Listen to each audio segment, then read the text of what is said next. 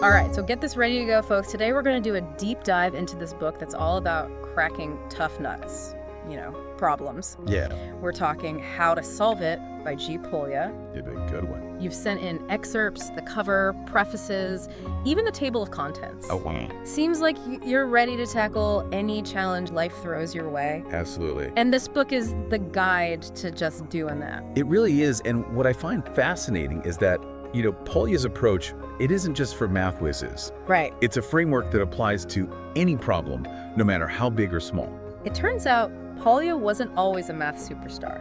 Really? Yeah. Hmm? Initially, he was more into philosophy and literature. Interesting. So it just goes to show that problem solving isn't just about numbers and equations. Right. It's a skill that we all can use. And speaking of disciplines, the table of contents shows us that the book is structured into 4 sections.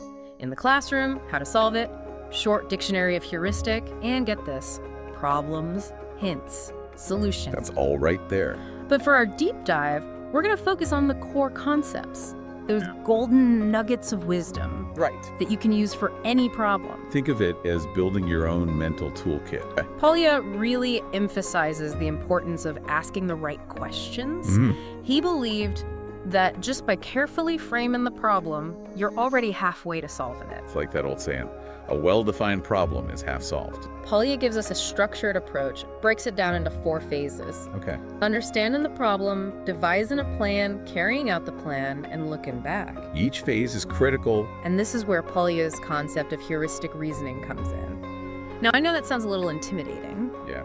but it's really not. No, not at all.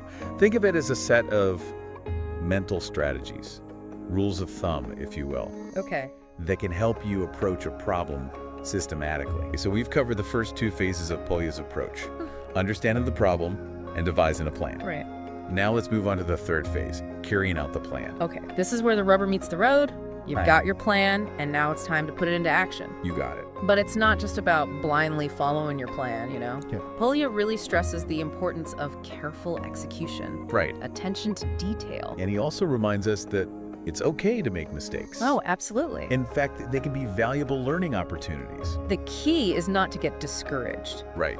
by setbacks. View them as feedback. Yeah. That can help you refine your approach. So true. Even the most brilliant minds make mistakes. It's part of the process. Absolutely. So we've talked about understanding the problem, devising a plan, and carrying out that plan. But it doesn't end there. Polya emphasizes a 4th and final phase, looking back. This is often overlooked, but it's really important. So one strategy that really intrigued me was auxiliary elements. Okay.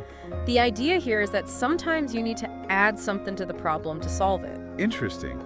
Sounds counterintuitive. I know, right? Yeah. But think of it like this. Sometimes you need to step outside the box to find the solution. I see. Can you give me an example how this might work in real life? Yeah, so let's say you're trying to organize a ton of data for a presentation. Okay. It just feels overwhelming and chaotic. Right. You could use the auxiliary element strategy by creating a visual representation of that data, like a chart or a graph. I see. This auxiliary element can help you see patterns and relationships that were hidden before. Bright idea. Ah, the eureka moment. Yes. But you know what I like about Polya is he doesn't just say, wait for inspiration to strike. Right. He actually breaks down what a bright idea is Yeah? and how we can cultivate those aha moments. So spill the beans. How do we make those light bulbs go off? Well, he suggests that they're often the result of careful observation, persistent questioning, and connecting seemingly unrelated pieces of information. So it's not just about random flashes of brilliance. Not at all. It's about putting in the work, Yeah. training your mind to be more receptive to those moments. And sometimes those moments come when we least expect them. Yeah, it highlights the importance of seeing the bigger picture. It's about recognizing that the solution to one problem might be applicable to a whole bunch of others. It's like when you solve a tough puzzle, and then you realize that same strategy works for other puzzles you've been struggling with. Exactly. It's about building on your successes Yeah. and looking for patterns. So what does this mean for our listener? It means that every time you solve a problem, you're not just crossing something off your to-do list. Right. You're adding a valuable tool to your mental toolkit. Okay. a tool that you can use to tackle future challenges with greater confidence. But before we get carried away with all the different specific strategies, Right. it's important to remember that all of this builds upon a solid foundation, which is understanding the problem. You're right. Polya dedicates a whole section in how to solve it to this crucial first phase. It's not just about glancing at the problem, it's about really dissecting it. He outlines some key questions to ask yourself when you're trying to understand a problem. Right. Like, for instance, what is the unknown? Right. What are the data? What is the condition? These seemingly simple questions can be so powerful in helping you cut through the confusion. Yeah, it's like peeling back the layers of an onion. Yeah. You start with the outermost layer, the most obvious aspects of the problem, Right. and then you just keep digging deeper and Yeah, deeper that's until good. you reach the heart of the matter. And sometimes that process of digging deeper involves more than just words. Okay. Polya also encourages us to draw a figure. Ah, yes. The power of visualization.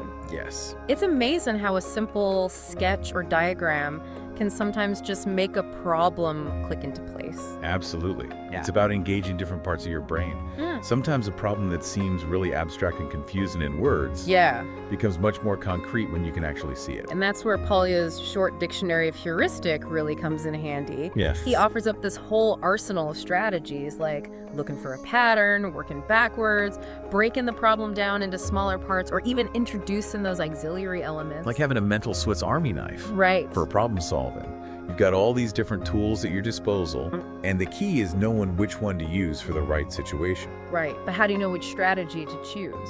Well, Polya provides some guidance on that as well. Okay. He suggests asking yourself specific questions to help you choose the right tool for the job. Right. For instance, if you're feeling stuck, he recommends asking, could you solve a part of the problem?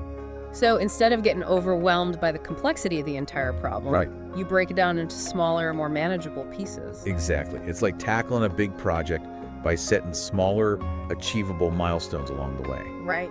And by focusing on solving those smaller parts, Yeah. you often gain momentum and insights Yeah. that help you tackle the bigger problem more effectively.